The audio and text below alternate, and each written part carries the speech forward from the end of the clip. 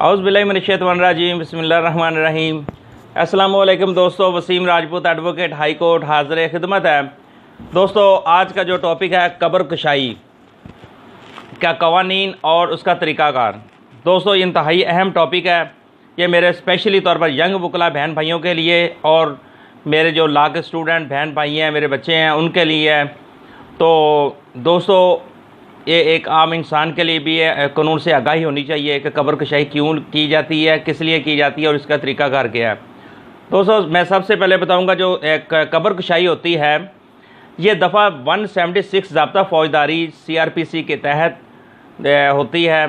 किसी भी मकतूल की वजह मालूम करने और तहकीकात कराने के लिए मजिस्ट्रेट को, जो इलाका मजिस्ट्रेट होगा जिस एरिया का वक़ुआ होता है, को दरख्वास्त ज़ेर दफ़ा 176 ज़ाब्ता फ़ौजदारी CRPC गुजारी जा सकती है, जिस पर मजिस्ट्रेट साहब इंक्वायरी तश्कील देने का हुक्म सादर कर सकते हैं, हुक्म दे सकते हैं।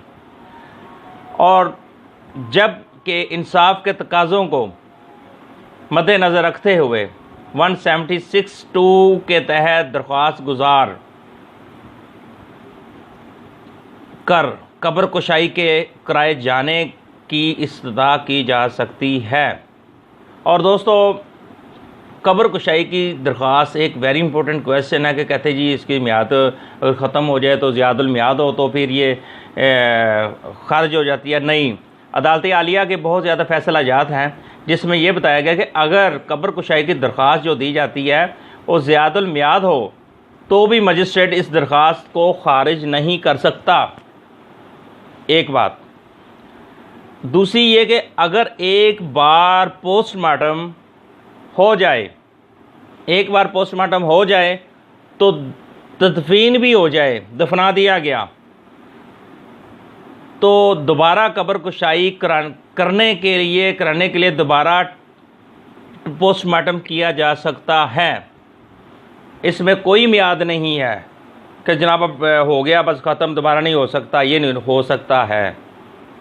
अब एक मुकदमा अदालत आलिया का एक मुकदमा है, उसमें ये करार दिया गया अगर मुकदमा अदालत में चल रहा हो और कोई भी फरीक कब्र कुशाई की दरख्वास्त गुजारने तो दूसरे फरीक को सुने बगैर दरख्वास्त मंजूर नहीं की जा सकती।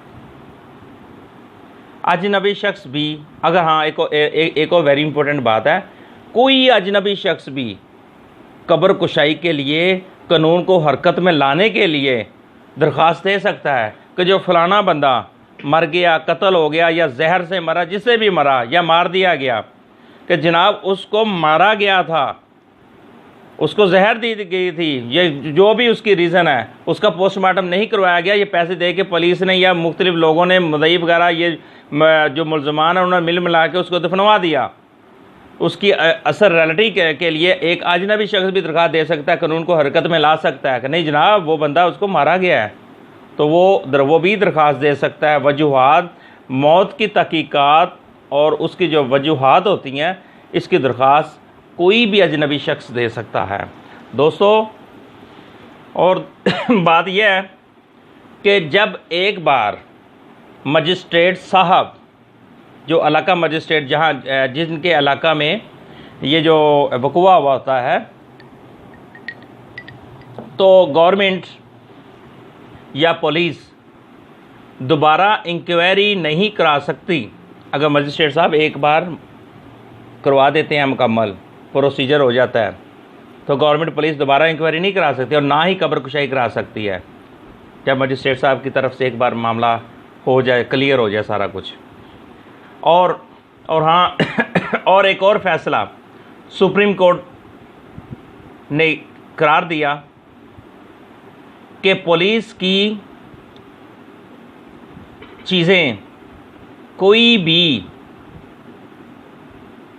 शख्स पुलिस की ज़िम्मेदारी में या पुलिस की ज़िम्मेदारी पर होती हैं, अगर वो कैदी को जाली पुलिस मुकाबला में मार दे, मसलन पुलिस की कैद में कोई शख्स मतलब बंदा कौन, कोई मुलज़म, कोई भी बंदा पुलिस की कैद में होता है तो क्या होता है जी, पुलिस की ज़िम्मेदारी है कि वो उसकी हिफाजत करे। अगर वो कैदी को या कोई भी शख्स उनको मतलूब होता है, उसको वो जाली पुलिस मुकाबला में मार दे, और अगर पुलिस के ख़िलाफ़ कार्रवाई ना हुई हो तो भी समझा जाएगा कि मुल्क में जंगल का कानून नाफिज है। तो बात कहने का मतलब ये है कि दोस्तों, वो अजनबी वाली मैंने बात की है कि अजनबी दरख्वास्त दे सकता है। मसलन अगर पुलिस ने पुलिस मुकाबला कर दिया, बंदा मार दिया, कुछ भी नहीं, कोई पुलिस के ख़िलाफ़ कोई भी बंदा कार्रवाई नहीं कर सका, सारे डरते हैं वो पुलिस ये कर देगी, हमारा ख़ानदान को उठा लेके ले जाएगी, ये हो जाएगा, वो हो जाएगा। तो दोस्तों फिर अगर सारे लोग खामोश रहेंगे, नहीं बोलेंगे, खौफ खाएंगे, तो दोस्तों समझ लो कि इस मुल्क में जंगल का कानून है। अजनबी, अब फ़र्ज़ करें किसी बंदे को पता चला यार वो तो मुकाबला पुलिस मुकाबला, तो वो बंदा पुलिस मुकाबले में मार दिया गया, तो दोस्तों मैं सीधी सी बात करूं तो उसे चाहिए कि वो मजिस्ट्रेट साहब को इंक्वायरी की दरख्वास्त दे और ये प्रोसेस वगैरह करवाए। लेकिन हमारे मुल्क में लोग पुलिस से डरते हैं, जिस वजह से फिर यही वर्ड यूज़ मैं करूँगा दोबारा फिर कि मुल्क में जंगल का कानून नाफिज है। मुख्तलिफ